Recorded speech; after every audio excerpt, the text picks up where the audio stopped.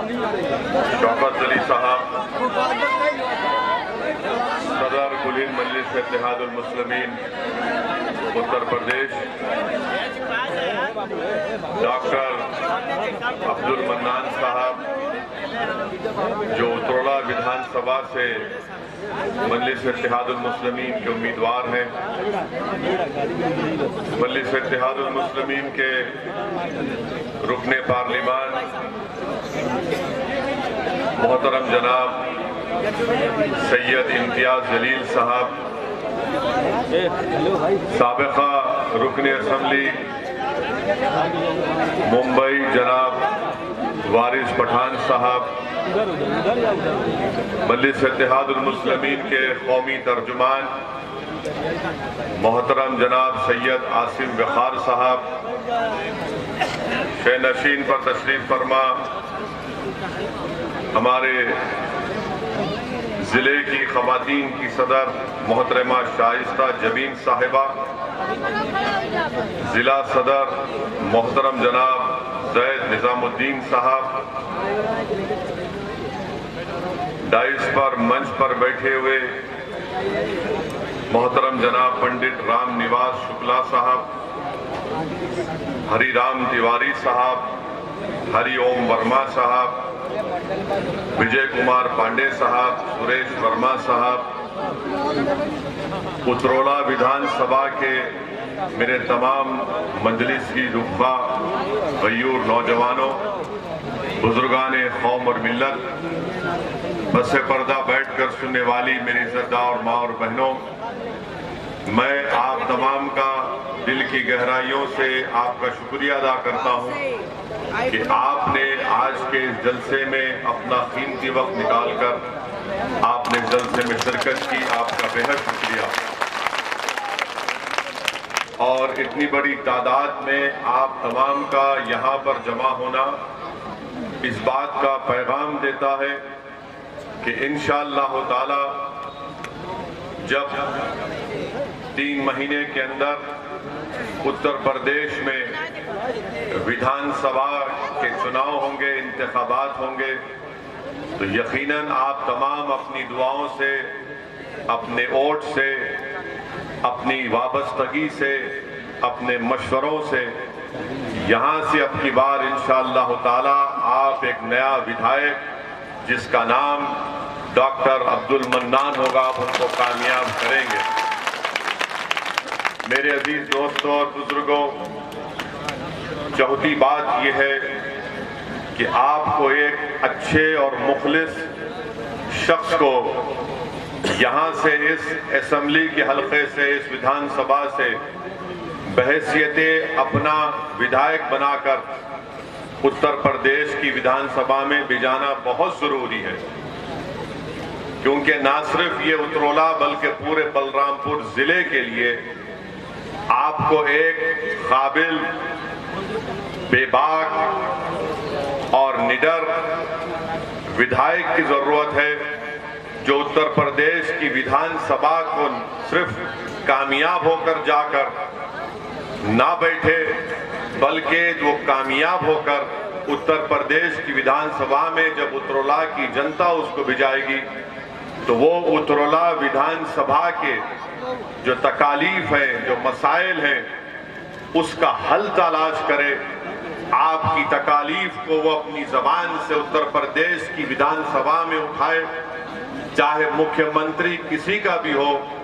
उत्तरोला की जनता को ऐसे एमएलए और विधायक की रुकने असेंबली की जरूरत है जो इस विधानसभा को, जो यहाँ पर तरक्याती काम ठप होकर रह गए, उन काम को हल करवा सके।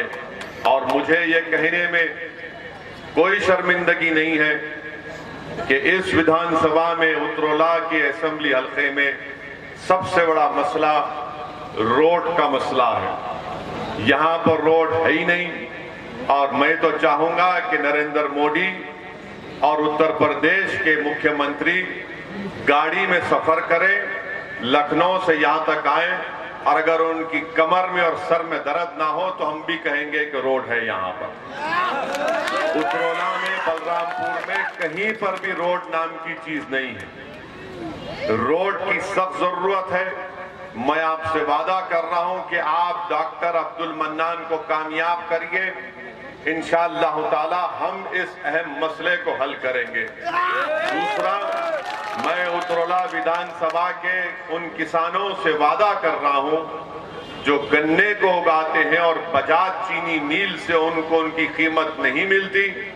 आप डॉक्टर अब्दुल मन्नान को कामयाब करिए। 48 घंटे के अंदर ये विधायक उस चीनी मिल के सामने बैठकर उनका इलाज करवा के आपको अपनी कीमत दिलवाएगा। आप डॉक्टर अब्दुल मन्नान को यहां से अपना एमएलए विधायक बनाइए तो जो पॉलिटेक्निक और आईटीआई कॉलेज की बिल्डिंग का काम बरसों से चल रहा है, और अगर यहां से आप डॉक्टर अब्दुल मन्नान को कामयाब नहीं करेंगे तो वो बिल्डिंग का काम सुबह क़यामत तक चलता रहेगा और मुकम्मल नहीं होगा। आप मंदलिस को कामयाब करिए, वो पॉलिटेक्निक और आईटीआई की बिल्डिंग का काम इंशाअल्लाह ताला डॉक्टर अब्दुल मन्नान आपके दुआओं से और आपकी ताईद और ताकत की बिना पर उसको मुकम्मल करवाएंगे। मैं आपसे इस बात का भी वादा कर रहा हूं कि बलरामपुर बल्कि उतरौला से यहां पर ट्रेन अदा हो रही है, 1-2 मिनट रुक के अदा हो रही है। अर्ज कर रहा था कि इस विधानसभा में रेलवे लाइन नहीं है। बीजेपी ने वादा किया था कि उतरौला से बलरामपुर होते हुए बहरेज तक एक रेल की लाइन डाली जाएगी, मगर वो काम नहीं हुआ। मैं आपसे वादा करता हूं कि इंशाअल्लाह ताला पार्लियामेंट के इस सेशन में मैं या इम्तियाज जलील साहब इस बात को पार्लियामेंट में उठाएंगे कि उतरौला से एक रेलवे की लाइन का काम शुरू किया जाए। गैजनवा में यहां से रेलवे स्टेशन 28 किलोमीटर दूर है और नहीं मालूम 5 साल में बीजेपी ने क्या किया। 6.5 साल में मोदी ने एक रेल की लाइन उतरौला से बहरेज तक नहीं डलवाई, मगर दिखाते हैं, वादा करते हैं, बड़े बड़ी हथेली में जन्नत दिखाते हैं। मेरे अजीज दोस्तों और बुजुर्गों, मैं आपसे वादा कर रहा हूं कि उतरौला में यहां पर अस्पताल की सख्त जरूरत है।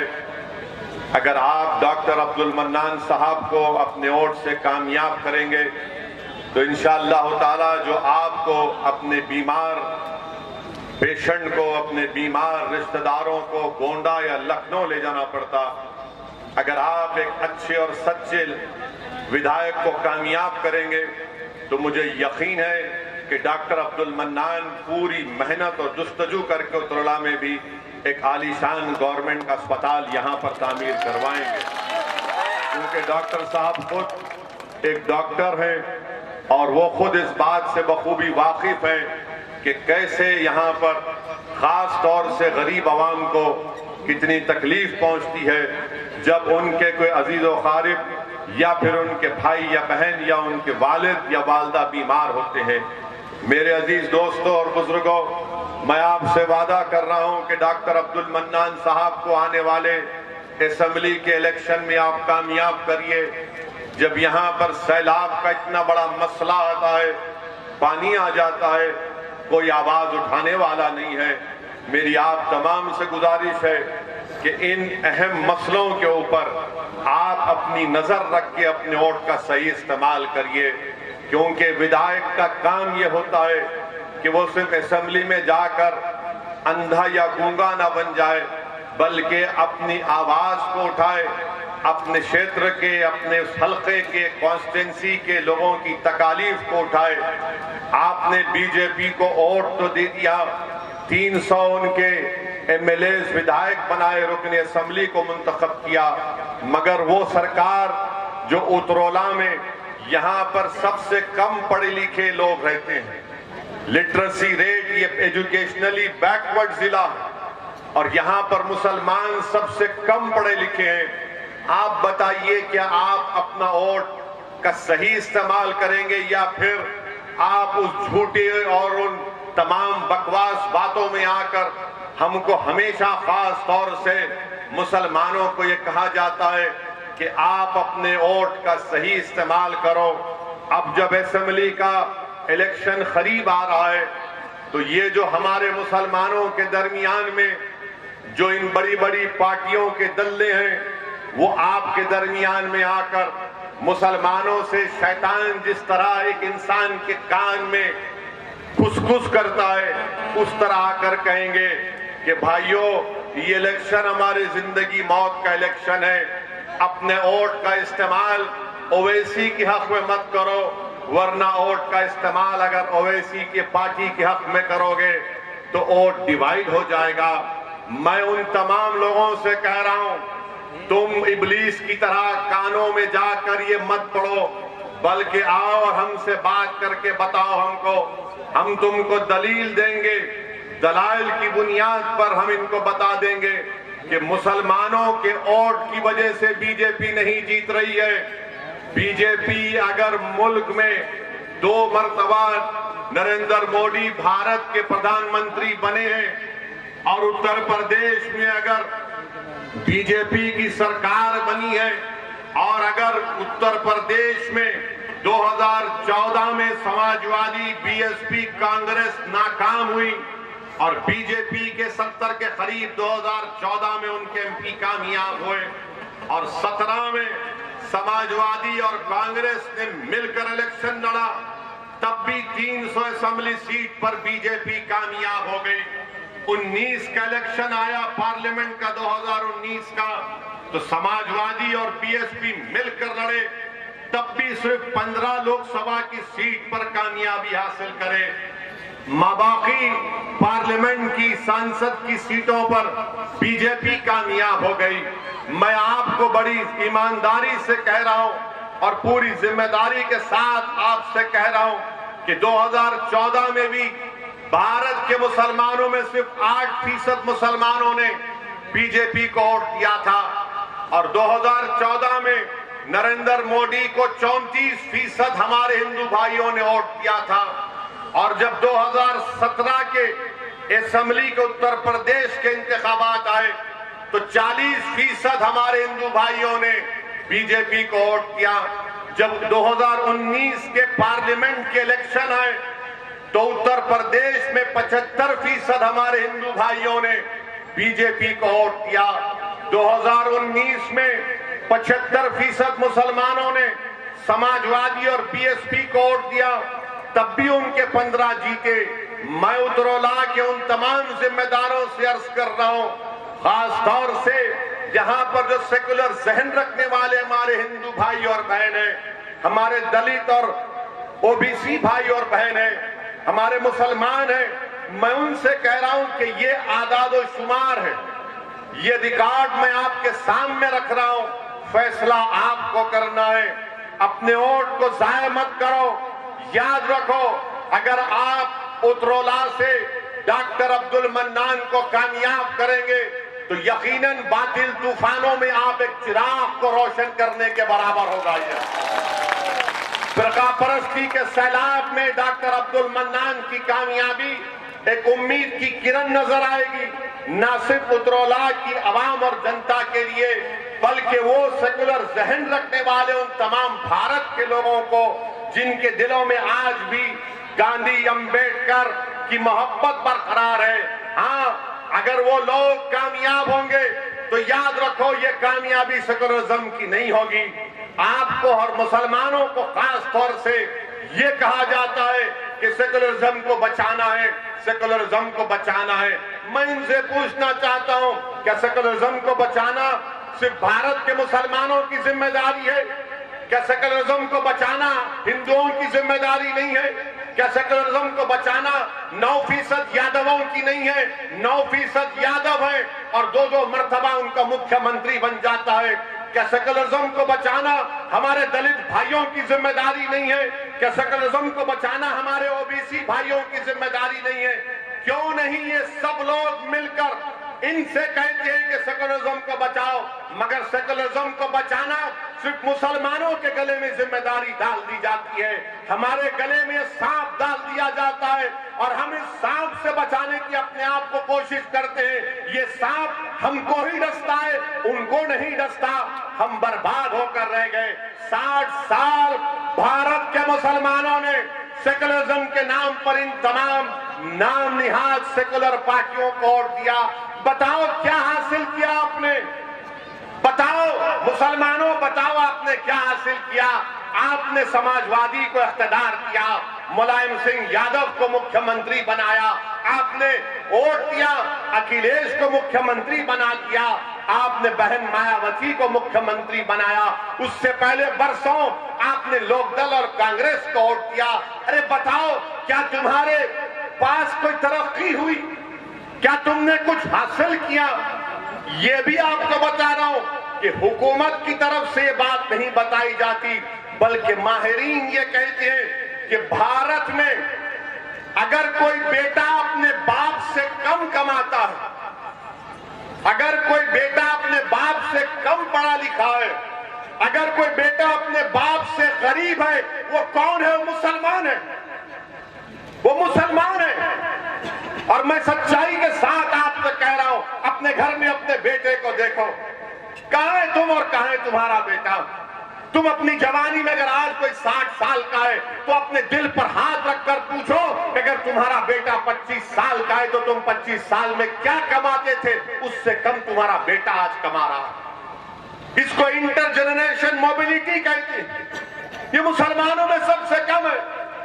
सबसे उत्तर प्रदेश में सिर्फ 2% मुसलमान ग्रेजुएट होते हैं, सिर्फ 2%। उत्तर प्रदेश में सबसे ज्यादा बच्चे और बच्चियां स्कूल के बाहर है, मुसलमान है। कौन इसका जिम्मेदार है? ओवैसी जिम्मेदार है। कौन जिम्मेदार है इसका? इसका जिम्मेदार आप हैं, क्योंकि आपको धोखा दिया गया। आपको हर चुनाव में आकर कहा गया कि जिंदगी और मौत की बात है, सेकुलरिज्म का मामला है, मुसलमानों एक होकर कभी समाजवादी को दे दो, कभी बीएसपी को दे दो। मुसलमानों, इस चुनाव में तुमको एक होना है अपने लिए, अपने मुस्तकबिल के लिए, अपने नौजवानों के मुस्तकबिल के लिए। आपने हमेशा वोट दिया इन पार्टियों को, मगर क्या तुमने कभी वोट दिया अपने आप को? क्या तुमने कामी वोट दिया अपनी तरक्की के लिए, अपने बच्चों के स्कूल के लिए, उतरौला में रेलवे की लाइन के लिए, उतरौला में स्कूल और पॉलिटेक्निक के लिए, उतरौला में चीनी के मिल में कीमतों को दिलाने के लिए? यही बात मैं आपसे अर्ज करने आया हूं कि आपको अपने वोट का सही इस्तेमाल करना है। डरने और घबराने की जरूरत नहीं है। अपने वोट से अपनी पार्टी के उम्मीदवार को कामयाब करिए। कोई समाजवादी का, बीएसपी का, कांग्रेस का कोई आकर कहेगा कि अगर डॉक्टर मन्नान कामयाब होगा तो क्या कर लेगा वो? कोई पूछेगा आपसे कि अगर मंजलिस के 10-15 एमएलए इंशाअल्लाह उत्तर प्रदेश में कामयाब हो गए तो क्या करेंगे? मैं उनको कह रहा हूं, आपसे मुखातिब हूं, अगर आपके दिल में ये वसवसा है, अगर आपके दिल में सवाल है, तो इसका जवाब यही है कि पूरे भारत की पार्लियामेंट में 540 के करीब पार्लियामेंट के सांसद के मेंबर हैं। उन 540 में मंजलिस के सिर्फ 2 हैं और अल्लाह का इतना बड़ा करम है, सदका नबी करीम सल्लल्लाहु अलैहि वसल्लम का, कि जब ये 2 दीवाने खड़े हो जाते हैं पार्लियामेंट को हिला के रख देते हैं। आपको इस तरह की जरूरत है, आपको इस तरह के विधायक और एमपी की जरूरत है। आपको कोई कव्वाली पार्टी में कोई हारमोनियम बजाने वाले की जरूरत नहीं है आपको। अगर ये पार्टी के जीत भी जाते तो क्या करते? आपने देखा कभी कव्वाली को? एक थाली मारने वाला होता है, एक तबलची होता है, हारमोनियम बजाता है, एक राग खींचता है। एक रब अब आगे इलेक्शन आ गया तो पूरी कव्वाली पार्टी आ गई मंजलिस के खिलाफ। एक हारमोनियम बजा रहा है, एक राग बजा रहा है, एक तबलची है। अरे तुम जो काम कर रहे हो, मैं मंजलिस के मुखालिफिन से कह रहा हूं, अरे तुम तो उस तवायफ से भी बदतर हो। कम से कम वो अपना पेट काटने के लिए करके तुम तो कौम का मुस्तकबिल बर्बाद कर रहे हो। तुम तो कौम का मुस्तकबिल बर्बाद कर रहे हो। बताओ आपने क्या हासिल किया? आपके पास में ये आदादो शुमार, ये फैक्ट्स एंड फिगर्स दे रहा हूं, कुछ जवाब नहीं दे सकते हमारे दलाइल का। सिर्फ यही कहते हैं कि ओवैसी जज्बाती तकरीर करता है। हाँ, जिंदा हूं तो जिंदगी का सबूत देना पड़ेगा। जो मुर्दा है उसमें जज्बात नहीं होते। अल्लाह ने दिमाग दिया, सोचने और समझने का सलीका दिया। अल्लाह ने दिमाग दिया कि उठाओ ना इंसाफी के खिलाफ आवाज उठाओ तो उठाता हूं। अल्लाह ने दिमाग दिया, अल्लाह ने एहसास दिया इंसान को कि जालिम का साथ मत दो, मजलूम का साथ दो, तो बोलते रहते हैं। अब जो मुर्दा हो चुके हैं, जिनका जमीर मर चुका, जिनकी आंखों पर पर्दा पड़ चुका, जिनके पास सोचने और समझने का सलीका छीन लिया गया, वो क्या महसूस करेंगे किसी मजलूम की तकलीफ को? वो सिर्फ इलेक्शन में आकर कहेंगे कि सेकुलरिज्म को बचाओ, वोट को टूटने मत दो, इनको कामयाब करो। अरे जब 9% यादव 2-2 बार अपना मुख्यमंत्री बना लेते हैं, तो क्या उत्तर प्रदेश की विधानसभा में आप मजलिस के 15-20 अरकान असेंबली को कामयाब नहीं कर सकते? क्या बुतुल्लाह से डॉक्टर मन्नान को कामयाब नहीं कर सकते? कर सकते हैं इंशाअल्लाह ताला। और आपको करना है, बताना है। लोग यहां पर बैठकर, याद रखो मेरी एक बात को, मैं अपनी जिंदगी का तजुर्बा आपसे कह रहा हूं। मुझे ज्यादा तजुर्बा नहीं है, मगर थोड़ा तजुर्बा है। इंसान जब एक मरहले पर पहुंच जाता है ना, जहां पर उसको फैसला लेना है, तो हमेशा याद रखो, दिमाग आपसे कहेगा खतरा मत मोल ले, दिमाग कहेगा कि खतरा मत मोल ले, दिल बोलेगा प्यारे जब प्यार किया तो डरना क्या, दिल का साथ दो, दिल का साथ दो। दिमाग तुमको डरा देगा।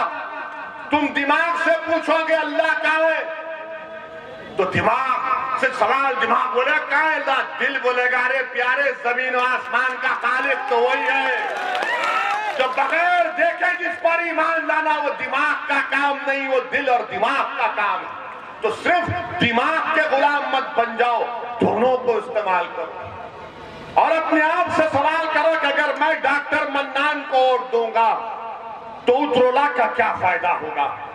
मैं डॉक्टर मन्नान को वोट दूंगा तो उत्तरोला के भाईचारगी का मजबूत होगी। अगर मैं डॉक्टर मन्नान को वोट दूंगा तो यहाँ पर रोडें बनेंगी। अगर मैं डॉक्टर मन्नान को वोट दूंगा यहाँ पर अस्पताल बनेगा। अगर डॉक्टर मन्नान को वोट दूंगा तो पीने के पानी का मसला हल होगा। अगर मैं डॉक्टर मन्नान को वोट दूंगा तो क्या मेरा विधायक लखनऊ जब जाएगा तो क्या खाली अपनी गाड़ी में टाएं टाएं लगाकर खामोश हो जाएगा, या फिर असेंबली में जाकर लखनऊ की विधानसभा में आपकी आवाज बनेगा, लखनऊ की हुकूमत के सामने आपके मसाइल को बयान करेगा? ये फैसला आपसे लेने की मैं गुजारिश कर रहा हूं। इन बात पर आप गौर करो। डरने और घबराने की कोई जरूरत नहीं है। याद रखो मेरे अजीज दोस्तों और बुजुर्गों, फिरौन को भी बड़ा गुरूर था, फिरौन को बड़ा गुरूर था कि मेरा इक़्तिदार खत्म नहीं होगा। अब ये मुख्यमंत्री और नरेंद्र मोदी को भी बड़ा गुरूर है कि हम इक़्तिदार पर रहेंगे आइंदा 20 साल। इंदिरा गांधी को भी यही ख्याल था कि मुझे कोई नहीं हरा सकता, मगर सियासी तारीख गवाह है कि जिस किसी ने यह समझ लिया कि इक़्तिदार पर हमेशा रहेंगे, कुदरत ने उनको इक़्तिदार से बेदखल किया। इंशाअल्लाह ताला वो दिन दूर नहीं है जब उत्तर प्रदेश में योगी और बीजेपी की सरकार नहीं बनेगी इंशाअल्लाह ताला। मगर मेरे अजीज दोस्तों और बुजुर्गों, मेरे गयूर नौजवानों, आपको अपने उत्तरोला से अपने एक बेहतरीन विधायक को कामयाब करके लखनऊ को भिजाना है। उत्तरोला की तरक्की के लिए आपको यहाँ पर उनको कामयाब और कामरान करना है। अब कोई ये हमारे मीडिया के लोग ये पूछेंगे कि ओवैसी साहब आपने बहुत बोल दिया, बीजेपी को ज्यादा नहीं बोलते आप। यानी हमारी तकरीर के अल्फाज और जुमलों को ये सेकुलर, कम्युनल, लिबरल ये लोग इसको तोलते हैं। कितना बोले? 40% बाबा को बोले, तो क्या 50% अखिलेश को क्यों बोल दिए? ये तोलते हैं। और जब मोदी के सभा में जाते हैं तो ऐसा बैठते हैं, हाँ पप्पा जी बोल रहे हैं। समाजवादी के सभा में जाते हैं तो है नेता बोल रहा है, भैया जी बोल रहे हैं। और हम जब बोलते हैं तो कितना बोले तोलते हैं। हम क्या कोई टमाटर बेच रहे हैं यहाँ पर? हम आवाम के मसाइल को बयान कर रहे हैं, उत्तरला के जनता की तकलीफ को बयान कर रहे हैं। हम तो मुस्तकबिल में आपके मसाइल का हल, उसका तरीका आपको बता रहे हैं। हम तो आपसे एक पैगाम दे रहे हैं कि कैसे आपको उत्तर प्रदेश में अपनी सियासी लीडरशिप को बनाना है। जब 9% यादव अपनी लीडरशिप को बना दिए, मुलायम सिंह यादव और उनके बेटे को अपना नेता बना दिया।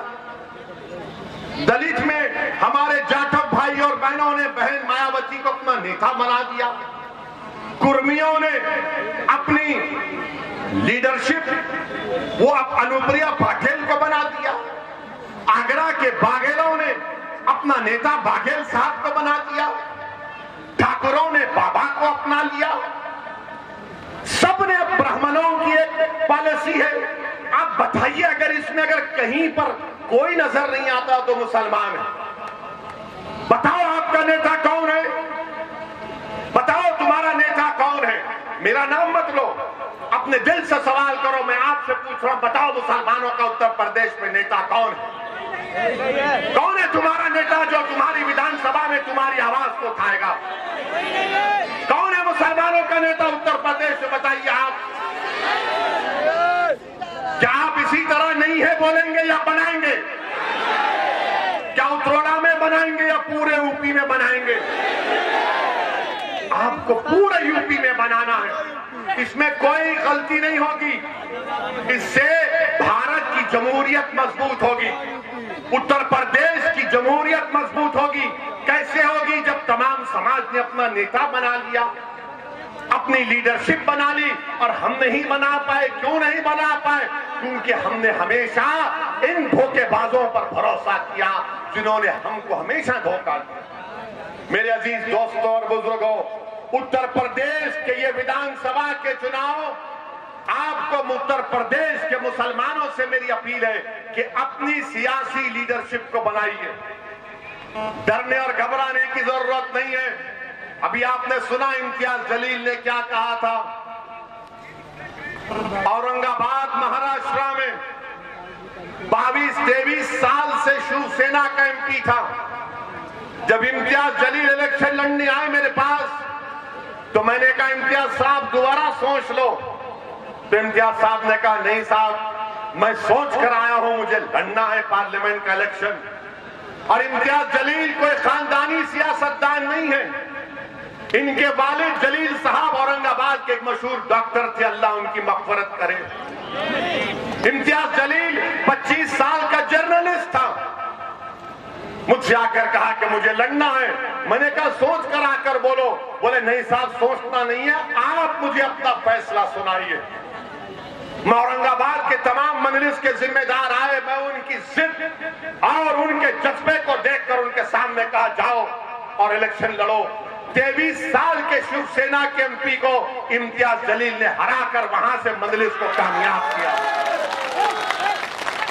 क्यों किया? क्योंकि एतमाद था, भरोसा था, लड़ने का जज्बा था। अब उत्तरोला की आवाम को भी अपने दिलों में एतमाद को बहाल करना, एतमाद को मजबूत करना है कि डॉक्टर मन्नान हमारा भाई है, हमारा बेटा है, हमारा खादिम है, हमारा गुलाम है।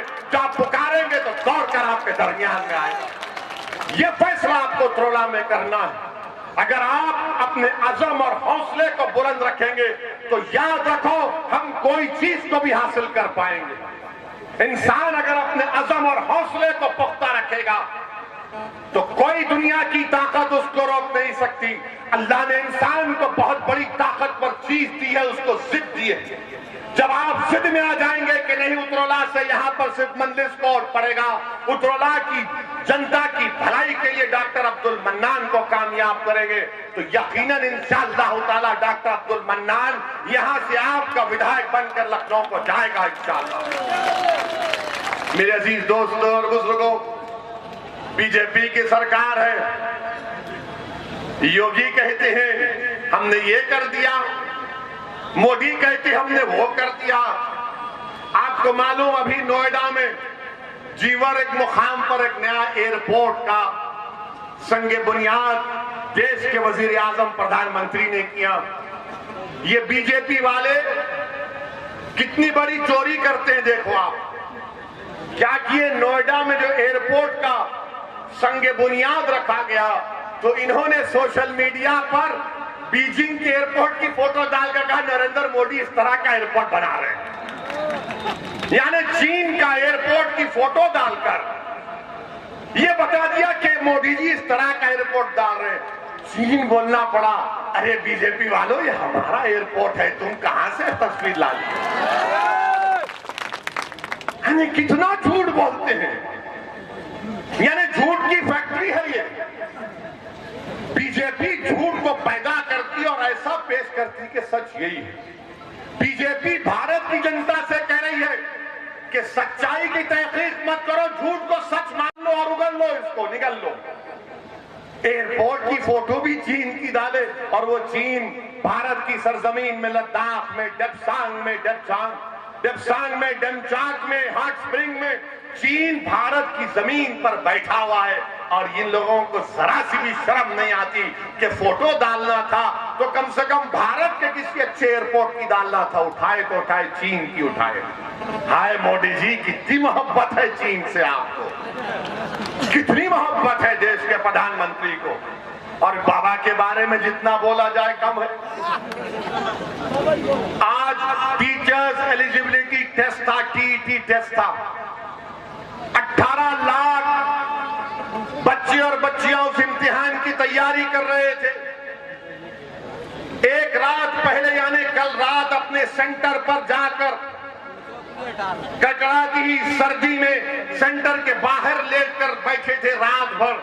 मगर जब सुबह इम्तिहान हाल में गए तो मालूम हुआ कि योगी आदित्यनाथ की सरकार में टीईटी का पेपर लीक हो गया।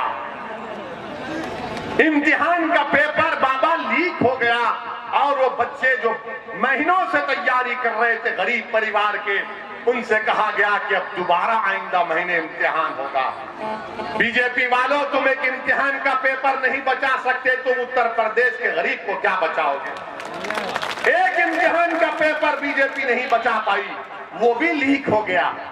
बाबा, ये ठोक दो की पॉलिसी में पेपर कैसा लीक हो गया, बताओ योगी आदित्यनाथ। तो आप तो कहते ठोक देंगे, नाम बदल देंगे। अब बाबा बोलेंगे कि टीटी का नाम बदल देता हूं, पेपर लीक नहीं होगा। हर जगह नाम बदल देंगे, पेपर लीक हो गया। 20 लाख बच्चे और बच्चियां जो आज प्राइमरी अपर प्राइमरी का इम्तिहान लिख रहे थे, टीचर्स का इम्तिहान, वो पेपर लीक हो गया। ये कौन सी सरकार है बीजेपी की जो गरीब नौजवानों को इतना मायूस कर देती। और फिर मेरे अजीज दोस्तों और बुजुर्गों, आपको मालूम कि उत्तर प्रदेश में आज उत्तर प्रदेश में गाय की बहुत इज्जत है, मुसलमान की नहीं है। गाय को इंसान से बड़ा इज्जत दी जाती है। ये मैं जिम्मेदारी के साथ कह रहा हूं। हमारे मंच पर हमारे पंडित रामनिवास शुक्ला जी बैठे, हम उनके बाजू बैठे। अब टीवी वाले पूछेंगे ये ओवैसी बाबा के बाजू कैसे बैठ गया। ये बाबा में वो बाबा में जमीन आसमान का फर्क है। ये बाबा के दिल में इंसानियत से मोहब्बत है। ये बाबा के दिल में हर मजहब से मानने वाले से मोहब्बत है। वो बाबा में मामला उल्टा है उनका। और ये बाबा नाम नहीं बदलना चाहते, ये बाबा ठोक दो की नहीं, ये दिल से लगाने की बात करते हैं। आपको मालूम कि 2018 में लक्ष्मणपुर गांव बलरामपुर जिले में सितंबर 2018 में ये जो अपने आप को गाय का रक्षक मानते हैं, वो एक शख्स को पीटना शुरू कर दिए, खूब मारना शुरू कर दिए। तो उस शख्स ने कहा, अरे मुझे क्यों मार रहे हो, मेरी गाय है। तो बोले नहीं तू काटने लेकर जा रहा है। अरे वो बोला कि अरे मैं हिंदू हूं मुसलमान नहीं। बोले नहीं तू काट रहा है। उसने कहा कि मेरा नाम कैलाश नाथ शुक्ला है, लक्ष्मणपुर गांव बलरामपुर जिला, सितंबर 2018। अरे वो ब्राह्मण था, उन्होंने उसको भी पीट दिया। देखते नहीं है बुनकरों का मसला, अंसारी भाइयों का, बिजली की कीमत इतनी आसमान को छू रही है, कोई फिक्र नहीं है बाबा को। कुरैश बरादरी के लोग बरसों से कारोबार करते हैं, उनको बर्बाद कर दिया गया। समाजवादी की सरकार थी, 2017 तक कोई स्लॉटर हाउस का परमिशन रिन्यू नहीं किया, मगर अब चुनाव आ गए तो समाजवादी बोलेगी हम सेकुलर हैं, ओवैसी की बातों में मत जाओ। मेरे अजीज दोस्तों और बुजुर्गों, बीजेपी ने अब यहां पर इतनी बड़ी तादाद में, अच्छा बाबा की हुकूमत का एक और कारनामा सुन लो आप। नरेंद्र मोदी की में सरकार में नीति आयोग है। नीति आयोग ने लिखा कि पूरे भारत में सबसे ज्यादा गरीब लोग बिहार में हैं, 52%, फिर झारखंड में शायद 45 या 47, और तीसरे कहां पर है सबसे ज्यादा गरीब? कहां है? जोर से बोलो, डरो मत। दिल्ली की मोदी की नीति आयोग की रिपोर्ट कह रही है कि योगी आदित्यनाथ की सरकार है, बीजेपी की सरकार है, मोदी प्रधानमंत्री, योगी मुख्यमंत्री, और भारत में तीसरे सबसे ज्यादा गरीब लोग किसी प्रदेश में रहते हो तो उत्तर प्रदेश में रहते हैं। मुबारक हो योगी, क्या सरकार है। इतना डबल इंजन है कि गरीबी बढ़ती गई, पेट्रोल की कीमत, डीजल की कीमत आसमानों को छू रही है। गन्ने की बात नहीं करेंगे, जिन्ना की बात करेंगे। गन्ने की कीमत की बात नहीं करेंगे, जिन्ना की बात करेंगे। अरे जिन्ना से हमको कोई वास्ता ही नहीं है। उस जिन को तो हमने बंद करके 75 साल पहले फेंक दिया कि जा पाकिस्तान, ये भारत मेरा है। मगर योगी और बीजेपी आरएसएस को जिन्ना जिन्ना की फिक्र, हमको गन्ने की कीमत की फिक्र। मेरे अजीज दोस्तों और बुजुर्गों, और फिर उत्तर प्रदेश में ये लगता आपको बड़ी तकलीफ होगी बीजेपी के लोगों को। यहां पर 25 और 29 साल के नौजवान कितने हैं? हाथ तो उठाओ, डरो मत। अच्छा, आप मेरी बात सुनो, आप नीचे रख लो, अटेंडेंस में आपका नाम लिखा गया। 25 और 29 साल के दरमियान में 2017 में 15% ऐसे बच्चों को नौकरी की जरूरत थी, 2017 में। अब 2021 में वो बढ़ते बढ़ते 23% हो चुके हैं। 25 और 29 साल के बच्चे, 23% को नौकरी की जरूरत है। तो योगी आदित्यनाथ और मोदी ने क्या किया? नौकरी मत कर, गाय रक्षक बन जाओ। नौकरी मत कर, मॉब लिंचिंग में लपेट जाओ। नौकरी मत कर, ये देख के कोई मजहब तो तब्दील नहीं कर रहा है। अरे नौजवानों, क्या तुमको नौकरी नहीं चाहिए? और फिर यहां पर आप ये भी बता दो कि यहां पर 20 और 24 साल के दरमियान में कितने नौजवान हैं? 20 और 24 साल के दरमियान में मैं आपको एक बुरी खबर सुना रहा हूं। मैं आपको एक बुरी खबर सुना रहा हूं। 5 साल पहले 23%, 20 और 24 साल के बच्चों को नौकरी की जरूरत थी, वो बढ़ते बढ़ते अब 31% हो गया, 31% हो गया। बताओ मोदी जी, ये कौन सा डबल इंजन है? चलता ही नहीं है। लखनऊ में ही रुक जाता, तुम दिल्ली से बाहर ही नहीं निकलते।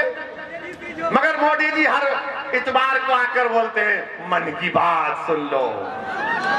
मन की बात यह है कि भारत के नौजवान के पास नौकरी नहीं है। मन की बात यह है कि सरसों के तेल की कीमत आसमानों को छू रही है। मन की बात यह है मोदी जी कि कीमतों की वजह से भारत का गरीब, चाहे मुसलमान हो, दलित हो, ब्राह्मण हो, ओबीसी हो, सब परेशान है। इसका इलाज बताओ। तो मोदी जी कहेंगे इसका इलाज मेरे पास नहीं है, इसका इलाज सिर्फ यही है कि मुझे तुम वोट डालते रहो, हम कीमतों में इजाफा करते रहेंगे। किसानों के कानून को वापस लिया गया, CAA, NRC, NPR को भी बंद होना चाहिए। अगर याद रखो मेरी इस बात को, अगर CAA, NPR, NRC होगा तो जिस तरह आसाम में 1.5 लाख मुसलमानों को अपनी शहरियत साबित करने के लिए कोर्ट को फॉरेनर्स ट्रिब्यूनल को जाना पड़ेगा, कहीं ऐसा ना हो जाए। इसलिए मैं आपसे अपील कर रहा हूं कि इस बात पर भी गौर करिए, मुत्तहिद रहिए, अपने वोट का इस्तेमाल करिए और उत्तरला के आने वाले इंतखाबात में मजलिस के उम्मीदवार डॉक्टर अब्दुल मन्नान को कामयाब करिए। अस्सलाम वालेकुम व रहमतुल्लाहि व बरकातहू।